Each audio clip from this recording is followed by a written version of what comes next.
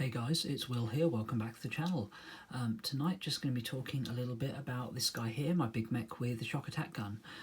So this video was at the request of Alex Warren, who asked when I did my earlier video showing off the rest of my bad moons, if once I'd done my Shokk attack gun mech, I could do a showcase on him. So I thought, yeah, I'll do that. I'll show you what I painted and how I did it, but also I'm going to talk a little bit about the tactics I use with this guy as well, give you a little bit of a bonus there, guys. So yeah, as you can see, Shokk attack gun big mech painted in my bad moon colours, and this is pretty much stock out of the box. There's no conversion work on this, and the model itself was actually quite fun to build and put together. Certainly very interesting style where he's got this big gun in one hand, looping around the back, and then into this handheld ammo feed, which is sucking up a little grot there. Nice little sort of scenic bit, I guess you'd say. You know, it shows you how it works. It is literally sucking up snotlings and firing them through the warp, so that's all good. And yeah, did my basic bad moon colour scheme here. So we've got the yellow, which is Avalanche Sunset, shaded with Seraphim Sepia, re-highlighted with Avalanche Sunset, and then edge highlighted with Uriel Yellow, and then just the standard black colours there. For building the model, I left the Shokk attack gun and this cable piece off, painted them as a separate component, just made it easier to reattach them.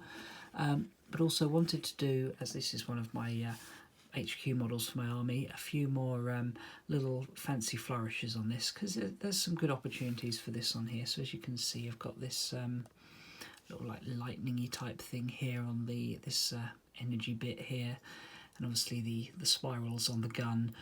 These are Incubi Darkness, and then gradually layered up through Sotek Green, I think it was, and then gradually lighter turquoises up to almost a pure white there. And then some more like lightning energy effects there. Also got some hazard markings on the cable there. And yeah, all in all, really pleased with how this guy has turned out. As for using him in the game, well, obviously you can see I'm running him as a bad moon, which is a nice little trick to do with your big mech with the Shokk attack gun, because you're getting your reroll ones, which is always nice.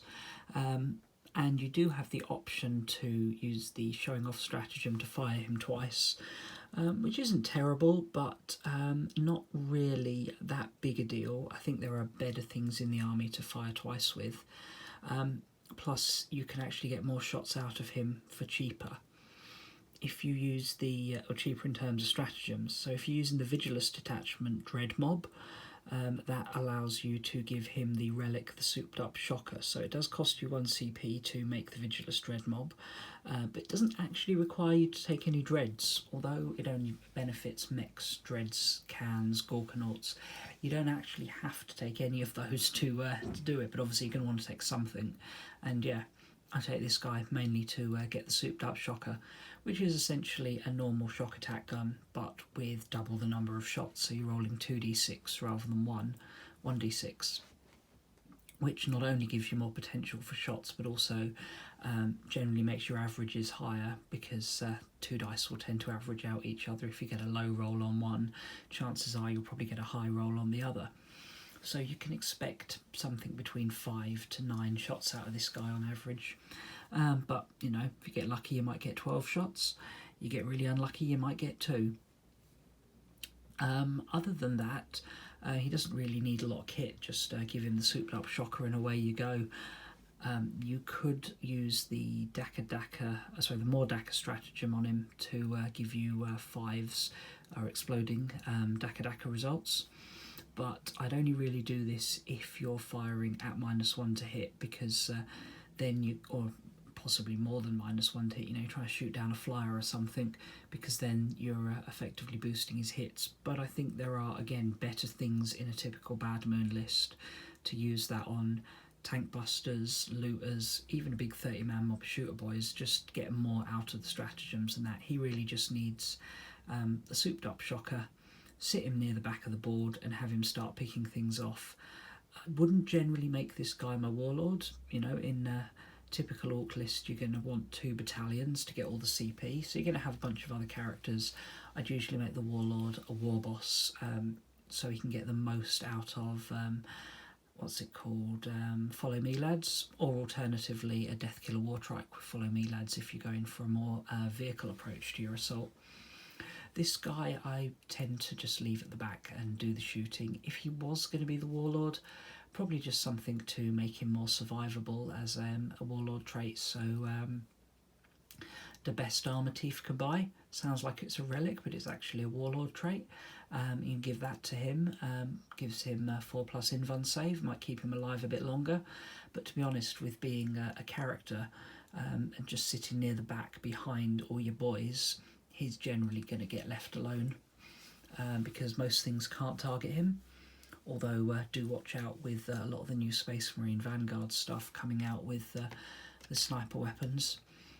These what they called eliminators, or just intercessors with the new Stalker bolt rifles, with the change to the rules for them and the new stratagem, are much more deadly to characters. Then you might want to put some grots in front of him to screen and to use grot shield.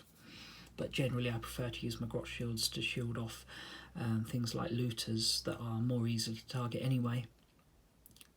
Alternative build for this guy would be to make him a Death Skull, and do make him your Warlord. In that case, you want the Death Skull Warlord trait, which allows him to character snipe within 18 inches. And again, you want the souped up Shocker. And at that point, he can become a real legitimate threat to characters, particularly those that are moving up the board. Get within 18 inches of him. And there are not many characters that want to take 2d6 shots from a strength 2d6 minus 5 AP d6 damage weapon. You know, I have heard tell of this guy. In fact, it was at the LGT last weekend. A mate of mine was taking Magnus and faced off against a big mech with a shock attack gun. And it was some lucky dice rolling, but, you know, the potential's always there. He blew Magnus the Red off the board in one shot. Obviously, you know, one volley of shots, but yeah, one-shotted Magnus. That's how good this guy can be. So if you can get him character sniping, then great. But and you know, you can get a Death Skull detachment in your army quite easily as well. You just want 3 units of grots. Min units of 10 is fine. Great for objective capturing, screening, all sorts of little useful tasks that a 30-point unit of 10 guys can do. And then have this guy, and then just a weird boy. A lot of the weird boy powers don't specify clan, they just specify orc for the buffs, so weird boys don't care so much what clan they're in. And yeah, have the Death Skull version of this guy and have him you know, a little bit further forward, screened by the grots, and start character sniping. So yeah, hope you guys found this interesting. Yes, you probably have already had a chance to see him on the channel. Actually ran him against Sam's Thousand Suns in the bat rep that went up earlier this week. So yeah, you want to see how we got on in that, then check that out. Anyway, thanks a lot for watching, and hopefully I'll see you guys again soon. Bye.